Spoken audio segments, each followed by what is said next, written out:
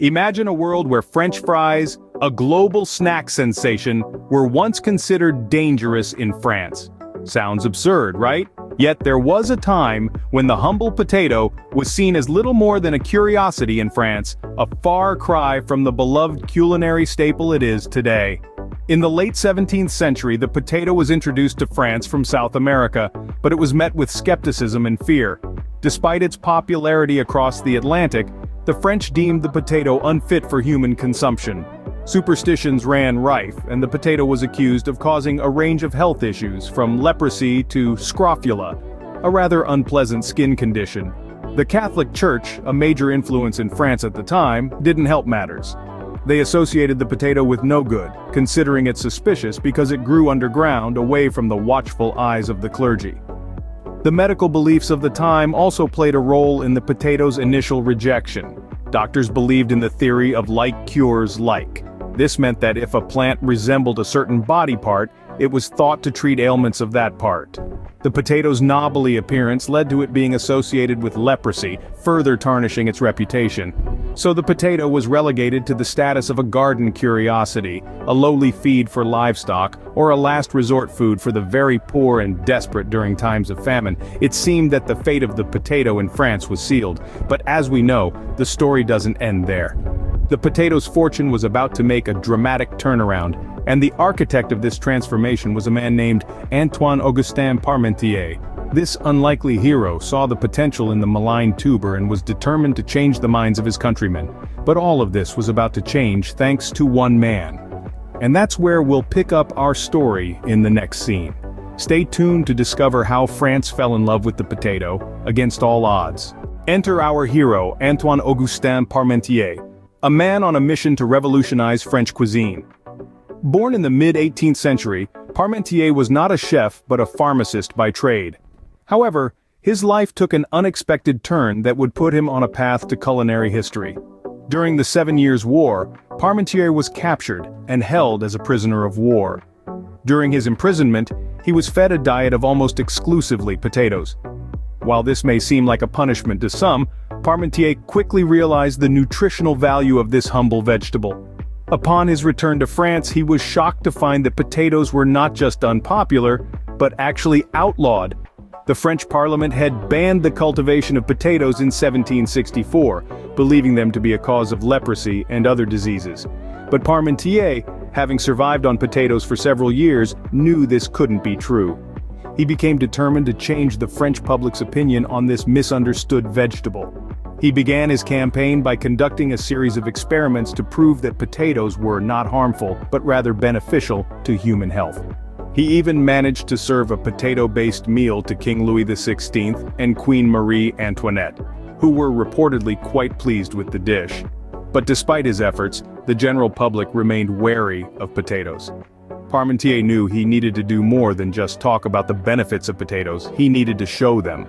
And so, he began devising a plan, a scheme so clever, it would go down in history as one of the most ingenious marketing ploys ever conceived. Parmentier knew he had to get creative to convince people to give potatoes a chance. And get creative he did. But that's a story for the next scene.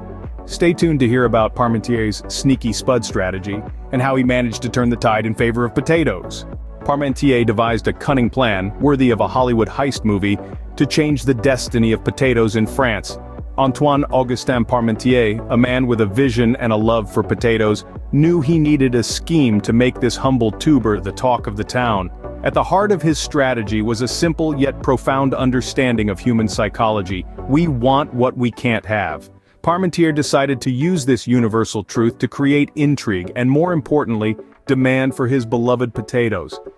He acquired a plot of land from the King of France. Here, he planted a field full of potatoes, but he didn't stop there. To make these potatoes seem more desirable, he ordered that this field be heavily guarded during the day. The guards were instructed to turn a blind eye to any thefts that occurred during the night. The idea was to stoke curiosity among the locals. Why would anyone guard a field of potatoes unless they were worth protecting? The sight of the guards sparked the interest of the passers-by. The plot thickened when people started stealing these precious potatoes under the cover of darkness. But these were no ordinary thefts. Parmentier had planned for this. He knew that the stolen potatoes would be planted elsewhere, and soon enough, potatoes would start cropping up all over France. This clever strategy played on the basic human instinct of curiosity. If something is guarded, it must be valuable. And if it's valuable, well, who wouldn't want a piece of it? Parmentier's potato plot was not just about promoting a crop, it was a masterclass in marketing and psychology. He turned the once despised potato into a coveted commodity, using nothing more than a field, a few guards, and a deep understanding of human nature. The plan was set, but would it work? As people began to steal these valuable potatoes, the tide began to turn. The Spud, once considered fit only for livestock and the very desperate, started to gain a whole new reputation. It was Antoine-Augustin Parmentier's ingenious plan that had set this change in motion. By making the potato appear desirable, even coveted, he had sparked a revolution.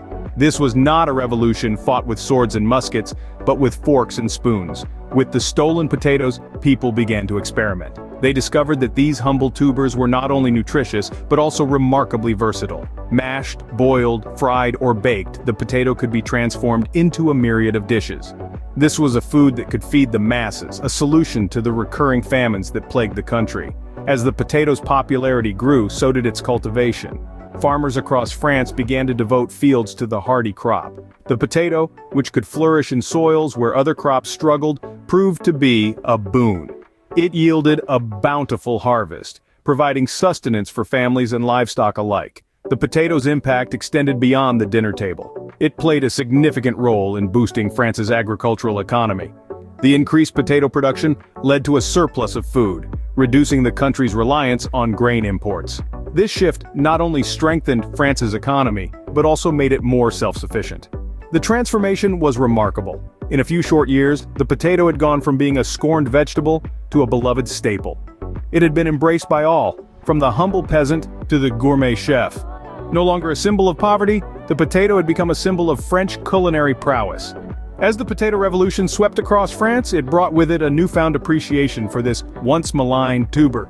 It had taken the vision of one man, Antoine-Augustin Parmentier, and his sneaky Spud strategy to change the course of culinary history. And just like that, potatoes went from pariah to pantry staple. But Parmentier's ingenious plan didn't just change France's relationship with potatoes. It sparked a culinary revolution that extended far beyond the French borders. In the late 18th century, potatoes were still seen with suspicion in many parts of Europe. They were considered unfit for human consumption, often associated with diseases, and were primarily used as fodder for animals. But Parmentier's campaign would change all of that. With his clever marketing tactics, he managed to turn the humble Spud, once considered dangerous, into a staple food. Parmentier's impact wasn't limited to France. His successful campaign caught the attention of other European nations. In neighboring Germany, the potato was met with similar skepticism. However, inspired by Parmentier's success, Friedrich the Great, King of Prussia, initiated his own potato campaign.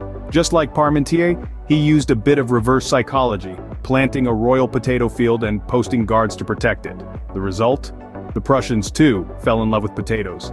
Today, the potato is one of the most widely consumed foods worldwide, all thanks to Parmentier's sneaky Spud strategy. It's hard to imagine a world without potatoes. They've become a part of our daily meals, from breakfast hash browns to dinner's mashed potatoes. The potato has even earned a place in the world of fine dining, with dishes like pomaisana gracing the menus of high-end restaurants. And let's not forget the global love affair with the French fry, a dish that, despite its name, is enjoyed worldwide. So next time you enjoy a French fry, remember the clever trickery of Antoine-Augustin Parmentier. His ingenious plan not only won over the hearts of the French, but also transformed the culinary landscape across the globe. The legacy of Parmentier's potato campaign is a testament to the power of a good marketing strategy, and perhaps a little bit of human psychology.